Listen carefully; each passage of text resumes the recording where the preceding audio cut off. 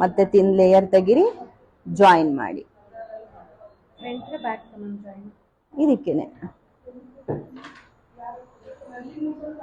Next ಅದನ್ನ ಬಿಡಿ, ಮತ್ತೆ ಸುತ್ತಕೊಳ್ಳಿ, ಮತ್ತೆ ಜಾಯಿನ್ ಮಾಡಿ.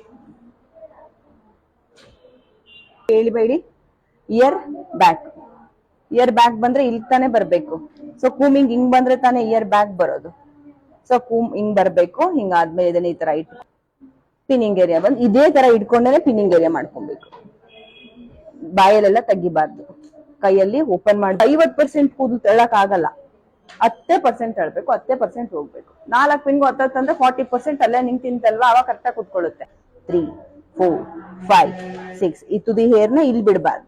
ಇದ್ರ ಮೇಲೆ ಹಾಕ್ಬಿಟ್ಟು ಲಿಫ್ಟ್ ಮಾಡಿ ಹಿಂಗ್ ಇಟ್ಕೊಂಡು ಕೌಂಟಿಂಗ್ ಅಲ್ಲಿ ಕರೆಕ್ಟ್ ಆಗಿ ಬತ್ತು ಅಂದ್ಮೇಲೆ ಈ ತುದಿ ಇರುತ್ತಲ್ಲ, ಆ ತುದಿನ ಬಿಟ್ಬಿಟ್ಟು ಸುಮ್ಮನೆ ಲೂಸ್ ಮಾಡ್ತಾ ಬರ್ಬೇಕು. ಲೂಸ್ ಮಾಡ್ತಾ ಬಂದಾಗ ಏನಾಗುತ್ತೆ, ಈಗ ಕೂಮ್ ಮಾಡಿದ್ವಿ ಅಂದ್ರೆ ಹಿಂಗೆ ಇಟ್ಕೊಂಡು ಕೆಳಗಡೆ ಬರ್ಬೇಕು. ಪಾರ್ಟಿಷನ್ ಹಿಂಗ್ ಕೆಳಗಡೆ ಇಟ್ಕೊಂಡು ಹಿಂಗ್ ಅದನ್ನ ಪ್ರೆಸ್ ಮಾಡಿ ಪಿನ್ ಪಾರ್ಟ್ ಬರುತ್ತೆ ಅಲ್ವಾ. ಇವಾಗ ಈ ಕಡೆ ಪಾರ್ಟು ಬೇರೆ ಇನ್ನರ್ ಒಳಗಡೆಗೆ ಆದಂಗ್ ಬರ್ಬೇಕು.